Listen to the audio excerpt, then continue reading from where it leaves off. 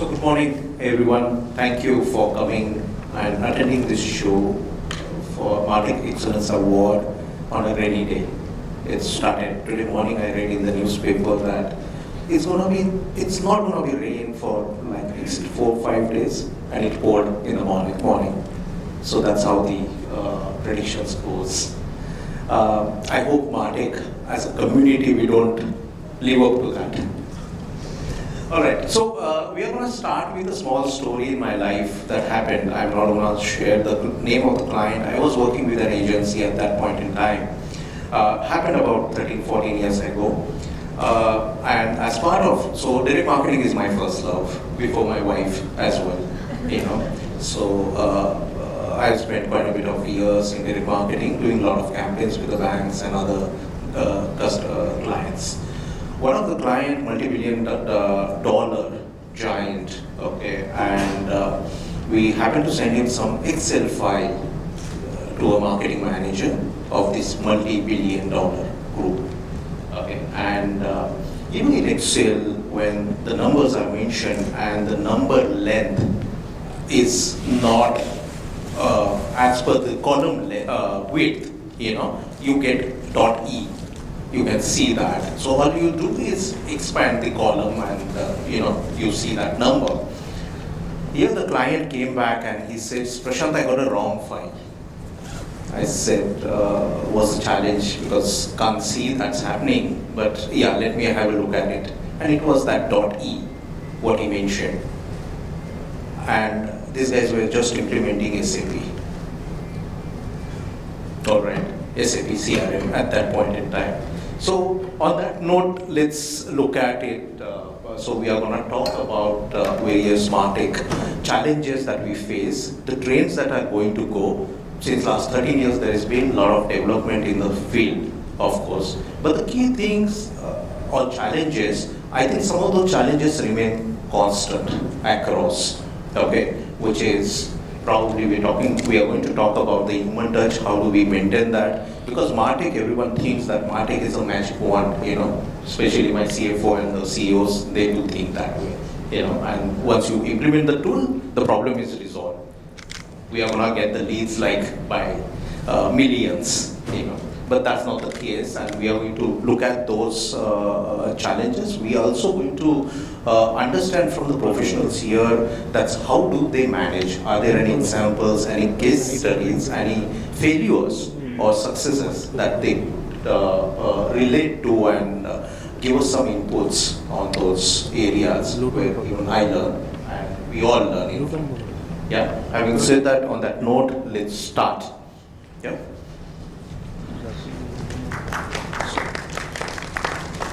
So thank you everyone being here, and it's a pleasure to know you, and it would be absolute pleasure to learn from you. So I'm gonna start my questions. I have those ready here. We'll start with Vivek first. Yeah. So Vivek, at the very start, how do you see that? What are the top, say, 3 trends shaping up this Martech as an industry, and what challenges do you think marketing face in navigating these trends effectively? Sure. I think from a trend lens, it'll be a faux pas not to mention Gen AI in today's age. Well, that's quite a buzzword. I think there's a lot more under the hood when it comes to the trend.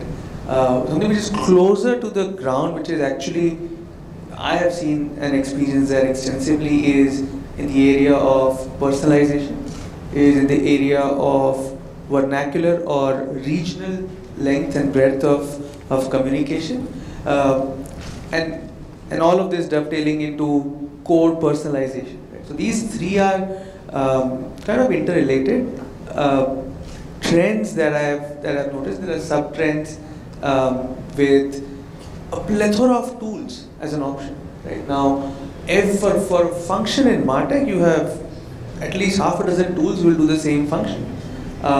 So that brings to what are the therefore challenges for a marketer that typically emerge. First challenge, of course, is which tool to choose. I think a predecessor to that is expectations from marketing. I think what you were mentioning, once you deploy something which has digital in it, everyone thinks that things will happen to the T from day one, right? So that's first challenge. Second challenge, I think, is a fractured mandate, which often happens because of Martech having part ownership with product and tech teams and part ownership with the marketing and the communication teams. And the third, as a result of the first and second, is lack of really good quality skill set to use these tools. Right? Martech has become tech heavy, and if you don't have the right folks to adapt different set of tools family, often you end up shooting the messenger. I think those are my three key challenges I notice in Martech space. Thank you, Vivek. So end of the sessions, we are going to keep 10 minutes for the question and answers. So if you have any questions, kindly note it down and you ask these questions. My second panelist, Vineet, I would like to ask you, how do you showcase the ROI, of any Martech tool to especially CFO, or for that matter CEO, in case he is a finance background? So I'd just like to share my experience. So last 10 years or so, I've been working in BFSI, right? So I've been a part of a couple of insurance companies, and now I'm part of HDFC Bank. So this entire experience, Martech, I've seen it evolve over the last 10 years or so. And I distinctly remember that in 2015 or 14 or so, in one of such very events, I was looking at the likes of Amazon and Flipkart's on screen, and I could see that, they are tracking everything, funnel, all those high funnel stuff. And I realized that, at the end of the day, while I'm working in one of the BFSI companies, this is not a ground reality. So, that's where initially I thought that, it's all a sham, all these partners, they are talking about the woo stuff, everything is looking like pretty much fancy, but not implementable. And now, over the next 10 years, what I see as my experience is that I'm actually doing those things. So, that's the entire crux of it. Things are evolving pretty quick in terms of ROI or in terms of exactly using the Martech tools. You have to just ensure that, your upper management, your senior management, they are also speaking the same language as what you want them to speak as well. That's when you get a core crux of it. So at HDFC Bank, what we are eventually doing, just to give an overview, we have now connected the Martech initially, maybe like 3 years, 4 years back within the bank. Martech was all connected to digital. But now what we've done is we've actually moved on, and it was just, let's say, a 20 or 25% of the business share with the bank. But with the help of the tools, a couple of partners are also associated with the event. We have now reached even the physical channels. What I mean by that is exactly at the end of the day, all the branches are also connected to the Martech tools. So that's the scope of it, right? So now if you show the ROI part, right, and what are the basics? So I'm not just talking about the Gyan, but eventually if you take control of the ROI part, eventually you will be giving the control to your CMO, CFO to exactly talk the same language what you are talking, right? So imagine that if you are, first of all, the basics is that, you understand the entire tracking bit, the analytics bit. Once you know that, okay, these are exactly what is everything happening. So last 4 to 5 years, we exactly worked on getting the basics right, getting all the journeys implemented, everything is happening digital. So apart from that, then the next step is that, how are you showcasing it to the entire company? And if you make them involved into your entire process, that's where you hit the jackpot. And then eventually your CFO, your CMO, even your CEO. So all of these things what I'm talking about, we've exactly showcased it to the CEO as well. And he's also eventually talking the same language, right? So that's the idea. So if you are able to connect the ROI part, I'm sure all of the companies here, they are also well aware of the ROI part of whatever products or whatever companies they are managing as of now. All they have to do is connect it, ensure that the entire company's involvement is there, and I'm sure you will hit the jackpot. The difference being that obviously BFSI is slightly more trickier company or maybe industry in general, since the products are there are a lot of checks involved, there are a lot of implementation, integration challenges involved. But I'm sure that in the today's world, we are no longer, even going to talk about those challenges because those are easily met. So that is not the challenge. The bigger challenge is how do you integrate that and give the visibility to the entire company. If you are able to do that, you are done. Thank you, Viren. So you're saying the ROI basically get everyone involved and the giving visibility to entire business. Okay. All right. Next time, I would like to come to Amit. Amit, how do you evaluate Martech tools? What are the key, those 3 or 5 or 7 steps or main areas that you keep in mind when evaluating a Martech tool? Thanks, Prashant. I hope I'm audible. So the first step of any marketing initiative starts with a goal or an objective. So what is a goal and an objective that you have in mind for implementing a particular Martech tools, and what is the specific goal that you want to reach or problem that you want to solve? So basically, tech is there to solve problem, or marketing is there to solve customers' problems. So what is that important problem that you want to solve? So everything starts with that.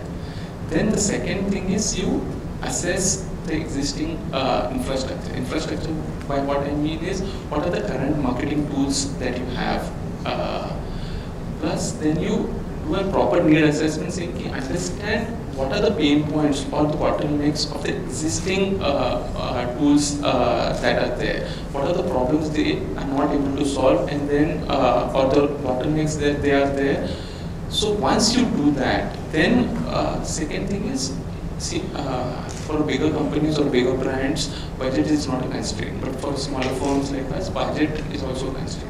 So then you have to define your budget also. Okay, this is the budget and these are the problems. So this is that. Then you've decide on the tools, evaluate the tools basis of what are the functionalities they are offering, how the ease of operation, how easy your existing team. See, these tools though are decided by top management, the execution is done by the junior most resources. So would their training and or so how ease of doing operations are those tools? How scalable are they? See, a BFSI sector, you've require a lot of regulatory changes happen quite periodically. So are those tools able to adjust and make those changes that are happening regulatory? Plus, are they compatible with your existing IT or existing tools that you have in-house? Plus, you also need to understand whether the vendor has worked with, our being a broking industry being very niche. There's certain things or mandates that are required. So completely a vendor who has never worked in an industry, you getting them on board would bring certain set of challenges. So you need to see what kind of, plus the reputation, you speak to the clients. So those are the parameters. You also need to understand the total cost of owning a tool. Because if you have to upgrade, so right now you just, what is the maintenance cost and further those costs. So considering, and also you need to involve other stakeholders also, be it IT, be it products or compliance and regulatory, because it's being a regulatory industry. So this doing all these things, so these are the 7-8 steps that generally needs to be followed when you are evaluating a Martech tool to be added to your marketing tech stack, is what I feel. Interesting. So, sure. The other point that you mentioned was actually bang on. Just probably add a couple of points more there, which we have faced. Number one, how easy and customizable those tools are for our requirements. At times we take the bespoke tools and we don't really feel that, we felt that the tools are so rigid in their architecture, their structure, how they are made, the use cases that they can deliver are pretty rigid. That doesn't allow us to go and, I would say, touch the blue sky and say, let's do something different, let's do something interesting, what has not been done before. So how is the vendor's architecture built, and how his governance is to create something which is not being done before, so that they can take up a use case and actually do it. If it requires customization, they should be able to do it. So that's also one of the primary concerns that we had when we evaluated our tools. That's a very, very valid point. And in the changing dynamics, the scale up, scale down must have feature, I guess, as both of you mentioned. All right. So on that note, I think there is another key challenge what everyone faced in the Martech or any technological tool point of view, getting it into the organization. And I would like Saurabh to answer that, if you can, Saurabh. That's when you implement, there is integration. Data flows from one point to another. There are pipes to build, and a lot of security measures in between, and so on and so forth. So, what are the strategies that you look at while doing that, integration? Because it's really a pain. Absolutely. I'll take a step back. I'll build on what all the others have said, because I think integration challenges, when we see them are actually symptoms, is how I would look at it. Because the challenge starts much before, like what Vineet said. There are multiple, the person who buys a Martech tool, the person who implements it, and the person who's going to use it typically are very different people. And in these different phases, it's a game of Chinese whisper. A lot of times, what was meant to be delivered as an outcome, what the business is expecting from the tool, to how it is getting conveyed during implementation or how it is being thought through a solution, there is always something that gets dropped. And then finally, when the outcome and the user is using it, the user probably is not trained enough, skilled enough, doesn't understand the tool. There is also change management aspect also to it. So to solve integration challenges, I think we should start first in terms of performance, scalability, agility. It's like we have to know in terms of, like from a scalability standpoint, there's no point trying to fit an elephant in a graph local, right? In PCAS, right? So not having to have that foresight needs all stakeholders that the systems are going to talk to. Typically, what I have experienced is, yes, there is an understanding of what the tool needs to deliver. But when you're doing even a point solution, or even if you're trying to do platform, the other systems, especially CRM or ERPs or other systems that it needs to talk to where it touches business, a lot of times it falls under realm of some other unit in the organization. And typically the response or how organizations approaches is that you tell us what you need, we'll give it to you, we'll give you the APIs. But then I think a solutioning approach in terms of understanding how this API or what the message is going to go, how is it going to be utilized by that system, or how is it going to pass that information. I think that solutioning approach, having one layer above and addressing it at the start of the implementation process, or even before the implementation process, during the solutioning process, is very, very important. And that is where it's not a technology skill set primarily, it's more like a solutioning skill set where we are working together to ensure that we think through of what is the language that needs to be spoken about. It's like when a plane takes off, if a pilot makes an error of judgment of 1 degree, right? 1 hour into the flight, you are completely on a different trajectory, right? So this is something that, I think is something that we see that has worked. Thank you, Saurabh. Imran, what do you think about the integration and the pitfalls? Do you have any comments or views?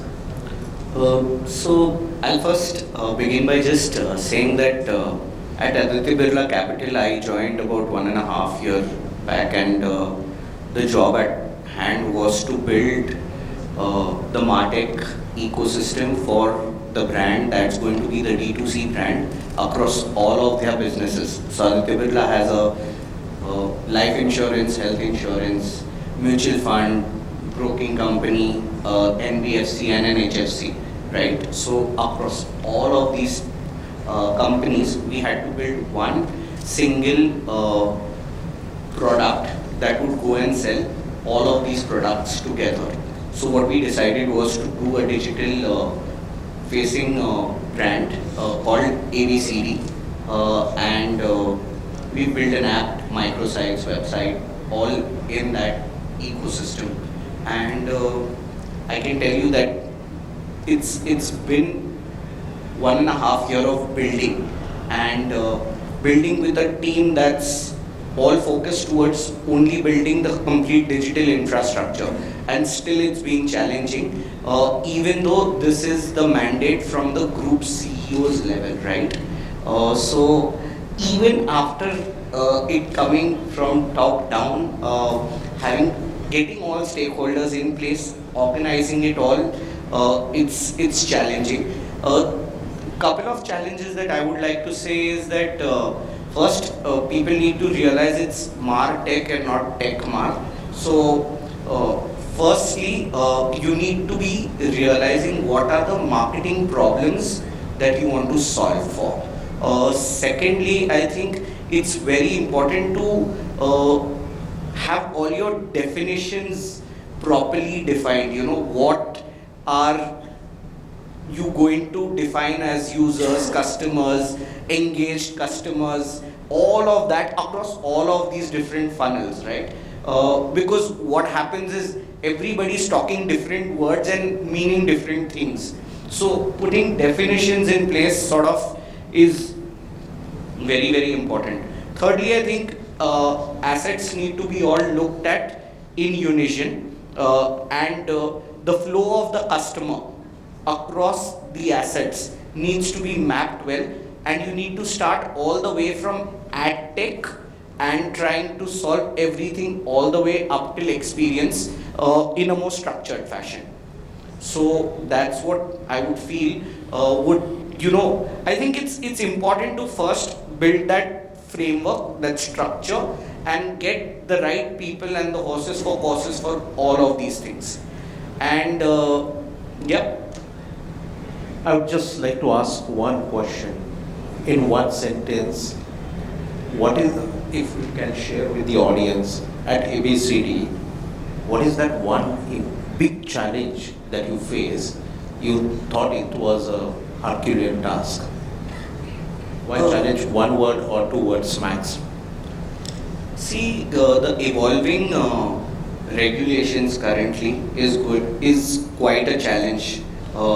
Firstly, because everybody doesn't know where to be, because on one end, on the ad tech side, Google keeps pushing the cookieless world away for just another day, and then on the other side, on the regulators side, because we are doing all of these products, we have to evaluate regulations across SEBI, RBI, NPCI, and IRDA, and all of them. So it's a challenge. They're just getting everybody in the room to be able to just get all the problems and define the complete scope by itself firstly, and then decide that where should we go from here itself is quite challenging, because see, everybody is doing their own bit. This bit has been given as a mandate to this particular company, but everybody's chasing business numbers, trying to do their bit on their business end. So it's quite challenging to get the whole regulations and the whole privacy and that whole piece in place. Awesome. Thank you, Imran. Darvinder, I would like to come to you now, and I want to understand from your point of view that how do you utilize data for the targeted campaigns, while respecting privacy, because privacy is becoming big, even in India. So how do you address that? So what I like to do is share two non-banking examples here, which are pioneer in machine learning, and we started this almost 8-10 years back. So these two brands are Spotify and Netflix. So if you, I mean, from their data analytics point of view, they've got two broad models that they follow. The first one is collaborative approach. The second one is content-based approach. So what is content-based approach? It's basically just what a user likes. From a rating point of view, thumbs up, thumbs down, frequently kind of genres you listen to or watch. Your experience while viewing it, if you leave a content midway, etc. So that is where your inputs get tagged. The second one, which is collaborative approach. In this, a user models and personas are defined by the machine, wherein a user A likes a certain kind of content, so as a user B. However, a user B also likes something else along with it, which is more like a clubbed manner sort of an experience. Automatically, multiple such personas are built and lagged to a user A in terms of a recommendation. So this is how both models as single-handedly cannot sustain. So these two models come back from a content recommendation or a music recommendation point of view. However, there is a catch here again, where a human is required. So, if there is a solo listener or a solo musician who's releasing an album, right? Now, there is no data about that individual on the web or otherwise, or no historic data. So that's when humans need to come in and plot it in the right manner so that that particular user has best of experience. Now, what has happened is with these two models, both the brands have benefited a lot in terms of their engagement, user, from a retention rate point of view, churn rate as what we say. So from a Business Insider report of Jan 24, I think Netflix globally is at about 2%, which compared to its peers, which are in range of 7 to 10%, is leading this industry. So I think this is how, it is used from a privacy point of view. Again, both these models have a different approach. So Netflix will, both are very strict with their data policy when it comes to customer. But Spotify, whereas gathers more and more data about a listener through pre-feed forms, in terms of what kind of likelihood you would expect from Spotify. It could be, for example, a very small example wherein they allow a college student, they ask you for an ID, etc. Right? So they would want to seek some data before they propose you kind of a genre of music, what your age group or your gender or in this region people are listening, etc. For a matter of fact, they also do an analysis of lyrics. What kind of words and emotions are used. So that kind of deep dive machine learning has gone in, and this is my. Sure. Thank you, Dharmendra. Manish, I want to understand something from your experience that everyone, especially in the BFSI, everyone wants to be digital. That's everything works on the bots and the websites and the apps and so on and so forth. Now, how do you maintain human touch? What would be your approach? Like your category, mutual funds, for example, or any other category you probably would like to take an example of? Sure. So, very good morning to everybody. Great discussion. Actually, before I come to the question, I'll acknowledge a few things. I love discussions where we talk about challenges more than solutions, because we don't get to do that in the office. They want solutions for everything. Okay, so coming to a question, and before I give you the hows, let me first give you my perspective on the whys. So I represent mutual fund industry. It's a very pushing kind of industry. People don't get up in the morning, go to a securities company and say, let me buy a mutual fund. They need to be persuaded, they need to be told, they need to be remembered, reminded many times. So thanks to the Grows and Zerodhas, the DIY platforms of the world, which have boomed in the recent past, but still, 80% of transactions of mutual funds happen in an assisted manner, which is being assisted by a mutual fund distributor, a national distributor agent, a banking representative, or some human being sitting at a counter and explaining Prashant, why should you invest in a mutual fund? These are your goals, these are your challenges, these are your needs, and this is the best fund for you. That is how the mutual fund industry works today. And there's no debate for that. Now, if I bring the same learnings to my profile, into my line of growth marketing, bring into Martech, now I know the customer behavior now, right? So I need to do something where I tackle the customer behavior and solve my problem.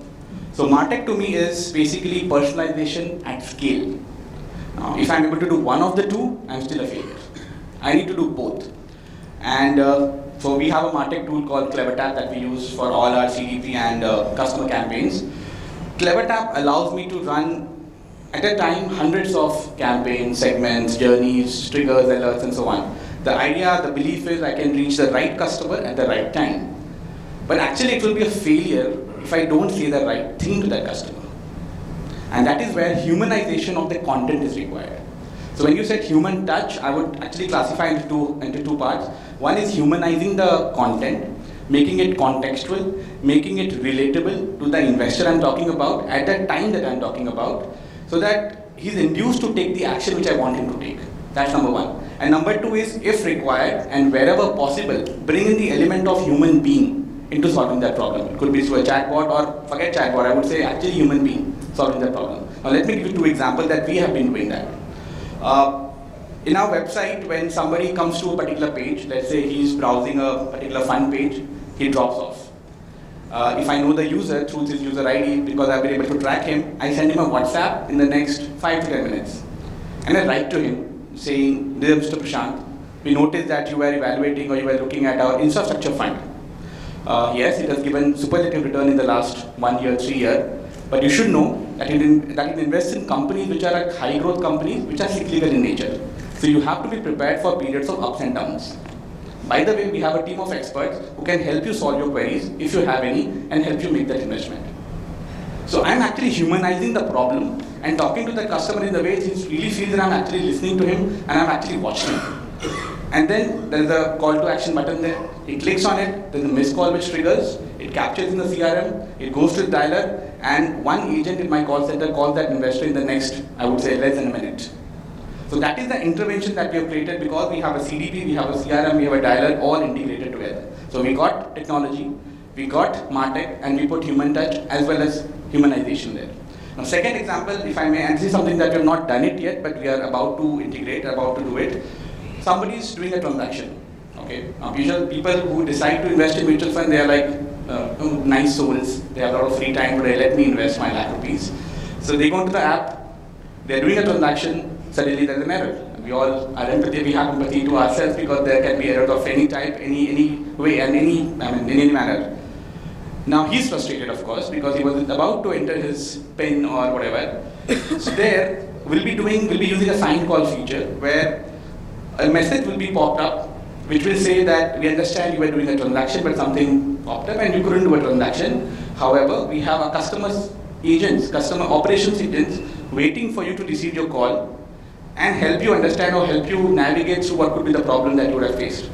And there's a VoIP option there. You will click it and the call will generate it. And the call will get generated from the app itself. So I won't take him through his phone book or something. Through the app, just like Uber does, we'll be generating a call, and the call will come to an operations executive who will help him understand, okay, you are at this stage. The error would have happened because of a payment gateway failure. The error would have happened because of an OTP failure. Can you do this transaction again, or please try after some time? So instead of sending a very standard reply that something went wrong, please try again later, we all get frustrated about, then in Google Pay we get better luck next time, it's all frustrating messages. These are very curated messages that we create because we were able to humanize and we were able to bring in the right set of elements from a human being perspective to solve that problem. So these two things that we are doing right now, which I feel comes from a fact that we understand the importance of course, data and automation and everything, but then humanization and human being is paramount. That's a very good examples. I think there's some takeaway for me as well. Thanks for that, Mahesh. Archit, I want to ask you a very peculiar question. This is, everything is all right. Martech tools are great. Everyone has built the greatest products on the earth, all right. But if there are no people, or people can't operate it, what's the use of it? So, in your opinion, what are the key skills required for the Martech tools? Because everyone I can see there's a university, there is a education, there are training videos and blah blah blah, you know. But is there how your HR is aligned for that to get the right skills? No, I think Prashant, that's a very interesting question, and I think it lends to and draws from everything that this August jury this panel has spoken about. So I'd like to say that the most important thing is a growth mindset. So starting from the mindset first, I think marketing is moving towards growth, and growth means so many things, right? It means an ROI orientation primarily, because that's where the future of marketing is headed towards. It's becoming more and more not just a cost function, but also a function that actively contributes to revenue, right? So that's one. Now, when we look at a growth mindset, right, what are the skills that we need? The first skill is analytical skill, because we need to be able to understand the problem that we're trying to solve. And I think a lot of you have brought that up, right? So, analysis of what the situation is, the steps involved in trying to solve a marketing problem or an organization problem. I think that's the first thing. The second thing is measurement. You have a strong measurement orientation, so that you are able to showcase, and I think we touched upon that very nicely, that unless there is measurement, how will we showcase ROI? And these days we know that every CEO, every CFO is only interested in the ROI of a particular activity, specifically for not just for small companies, but even in the larger enterprises that we all work for. Thirdly, I think one of the most important things is marketing no longer works in silos. Marketing is a function that now works with IT, works with product. They work with, of course, external vendors, and they will continue to do so. So, just that collaborative spirit in terms of trying to not get the essence lost of the objective that you're trying to solve for. That's become very critical. So there is no more room for working in silos at all in marketing. So these are the key core skills that one would need. The second thing is, and I feel this is why marketing will never be redundant, and that's also a topic which a lot of people have been discussing with these conversations on generative AI and the like. See, in marketing, context is important. A ChatGPT can write your onboarding journey, right? It can give all the inputs that you need for your chatbot as an organization. But making sure that is relevant, brought it up, whether it's humanized, that is the core job of the marketer still, and that will not go away. So while the technology will help us, it needs to be propelled forward by creativity, by an understanding of the organization's objectives, and by understanding of the short-term goal that we are trying to solve for. So I think those things are imperative from a marketing standard, going forward. And I think increasingly more and more HR teams as well as marketers are hiring specifically for this skill. I mean, we've all seen on LinkedIn, right? It's no longer CMO, it's CMO and growth marketing. It's really as simple as that, right? If I can take just 30 seconds more, an example of how we've, sort of embraced all that I've said at Bharti AXA is for our claims. Now we've used machine learning to understand customer mindsets and various attributes, the whole 30 different variables that go into that machine learning tool to help us catch fraud faster, and that in turn helps us process claims faster. And that's led to our NPS scores shooting up. And that really is the power of technology from a corporate perspective. Great, Archit. Thank you very much for sharing the experience. Now we have about 7 minutes. Can we have a couple of minutes more? Thank you. So I just wanted to take the questions first, and then we'll come to the last question, and this is kind of rapid fire. Okay. But let's take a couple of questions if anyone has. Do you want to understand any of the companies, what they do, how do they do? And please feel free to ask difficult questions. Anyone? There are no questions. So either We are very clear or we've not been understood. Either one of. Okay. So let me ask the last question, and this is for everyone. Okay. And this I need maximum one sentence. That's all. Preferred to be one word, but and without thinking. Right? So the last question is that's AI in Martech. Let's start from. For now, efficiency. All right. So that's one. Alvida? I would say speed. Okay, but this is same, right? Efficiency and speed? No? I think highly tech oriented in terms of getting the best output in a faster way. Sure. Cost effective. Cost. All right. I'd say full funnel approach. That's an interesting, very interesting. Mine is going to be a very surprising one. So AI in marketing, Martech. AI in Martech kills creativity. Okay. Slightly unpopular approach. AI in marketing, I think, is in its hype phase. I think a lot of under the hood has to yet come out. So I think it's still in hype phase. So I think one sentence would be that it's helpful and it's not going to make your job redundant. So it's consider it as helpful. Okay. So we still have jobs to do. Okay. That was going to be my answer. I think it's hygiene. It helps us build more. It helps us save time in terms of being more creative on how to build what basic framework we get from an AI tool. So I think it helps marketers be a lot more creative with what they want to do with it. Awesome. So that's an interesting conversation. I think the way AI has been creating has created a buzz in last 3-4 years. I think we all have seen that. Even tomorrow, probably the pizza can come in a AI format. I don't know. During the COVID, everything was launched as a COVID. So there were jokes going around. So similarly, AI is going around, and the way people are using AI left, right, and center, which is interesting to see those developments.